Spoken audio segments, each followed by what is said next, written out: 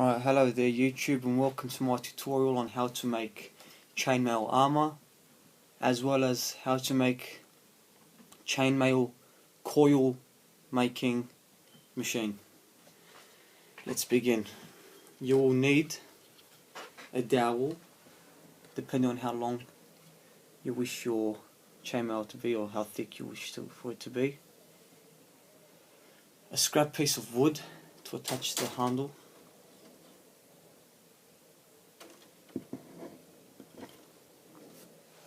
A plank of wood and some nails. Now this is a simple version for the machine. You can make a more complex version using wood towards here, and here, with drilled holes in it, but this is for the basics. Works just as fine. You need less tools, just nails and a plank of wood. You will need some wire. Okay, so depending on what you wish to use, you can use aluminium or you can use steel wire, and you can buy depending on how thick you wish for it to be. Wire clippers, crucial part, and a pair of pliers. These are to bend the wood into shape. Let's get started.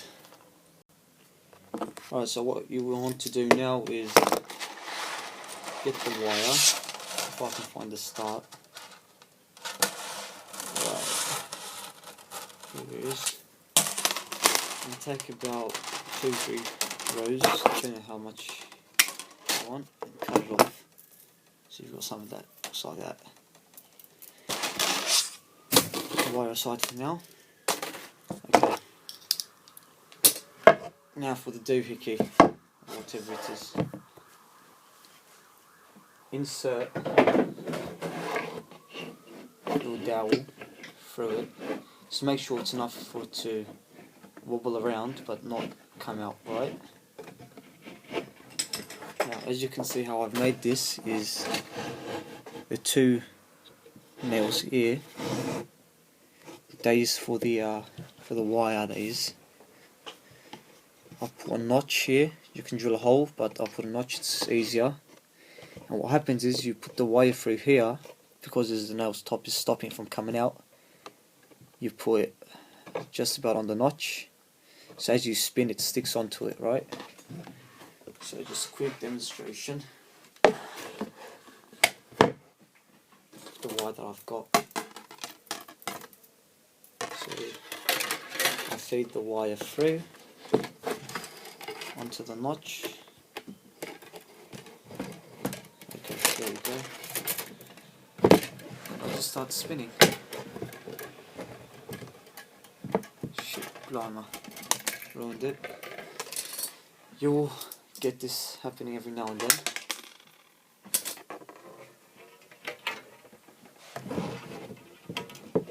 Sorry, I've got no space on my table. So you want it to be tight, yeah?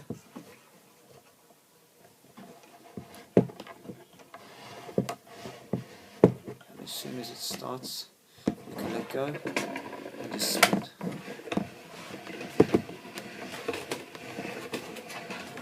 Now there are some people on YouTube, blimey,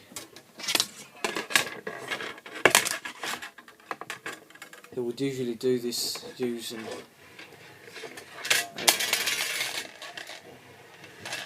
a drill. This is for those who don't have a drill.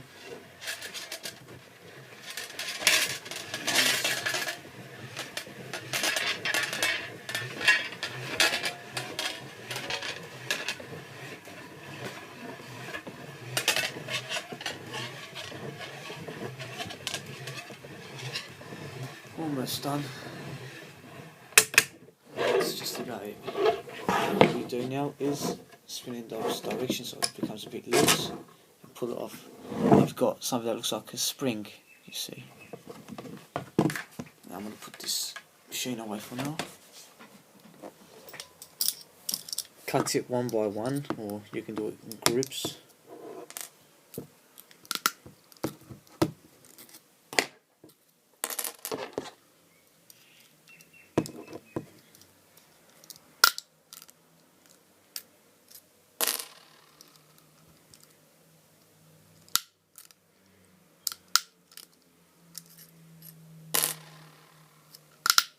Now, depending on how thick your wire is, the wire clippers will only cut a certain amount, you see.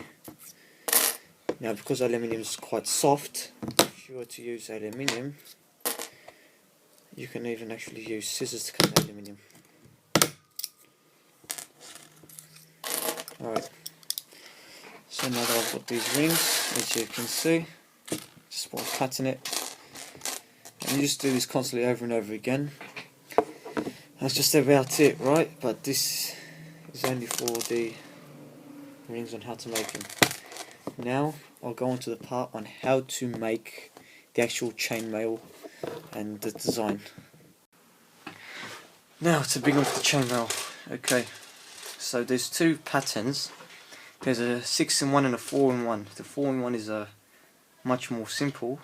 There's not too much of a difference.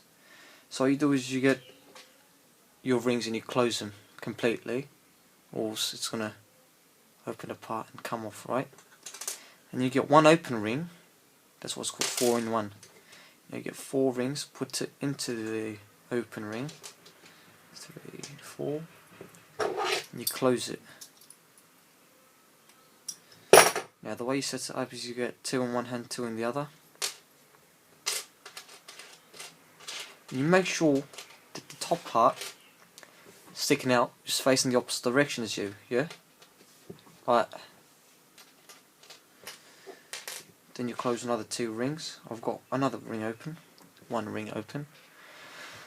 Now, what I do is, because it's 4-in-1, I'm not going to put it through these two, and then these 2, or else it's going to add up to 4. And then because I'm going to add an extra 2, it's going to make 6, right? So I'll just put it through this one, the top one, and the other top one. Right. I'll put 2 closed rings, 1 on one side, 1 on the other. I'll close it. And there you go. And you just continue until you get a huge row. Then you join it to another row and join, and before you know you've got a huge cloth, right? So now for the 6-in-1, I'm just going to take this one apart. It's like the 4-in-1, but instead of 4 rings in 1 ring, you've got 6 rings in 1 ring. So I've got 4 here. Add the extra 2. Close it. I've got a 6-in-1 now. Before we took 2 on each side. Now we took 3 on each side. As usual, the top part facing out, opposite to you, the under bottom, the one all the way at the bottom, underneath, facing you, right? Now, close to extra rings. Alright, this is where it gets a bit confusing. Now, before, because it was 4-in-1, what you did was with your open ring, you put it through 1 ring and through the other, so that's 2, and take it and you add 2. Now, what we're going to be doing is, with this open ring, instead of putting it through the last one and the last one, like we did, we're going to be taking it through this 2, the top 2, right, and the other top 2, right. So this way, when we add the extra 2, it's 6-in-1, 6-in-1, right? So we'll close it. It's a bit thicker than the other one, it's a bit longer to make, but it's much more beautiful. You see that? And you just continue and continue and continue until you get a huge row. And that's just about it. Now, I'm just going to take that apart. Now, if you would like, you can continue making it. I just showed you guys a 4-in-1 and the 6-in-1. You can continue to make a 8-in-1 or 10-in-1, but you've got to make sure it's an even number, right? You can't do 2-in-1, it's got to be above 4. So 4-in-1, 2, you can even do 20-in-1 if you want to. And that's just about it. I'll just show you guys my armour, which I made for an assignment. Right, so as you all can see, this is my armour. I'm just going to quickly go through it. 6-in-1 towards the top, 4-in-1 towards the bottom, 4-in-1 towards the back as well. And I'll put some plates, right? This was done for an assignment. We had to choose what we wanted to make. It was a history assignment, personal project they call it. And I chose to make chainmail. Here's a 6-in-1, much more thicker. than the 4-in-1. And here's the 4-in-1. Now I did 4-in-1 towards the 6-in-1 towards the top. You guys can make it completely out of 6-in-1 if you guys want, but because mine was an assignment and I had no time, I had to swap from 6-in-1 towards the top to a 4-in-1 towards the bottom. And because it looks so funny, I had to put plates on it so it looks more historically accurate. Alright, so that's just about it. Stay tuned for more videos, and if you guys can, watch my others. See you guys next time.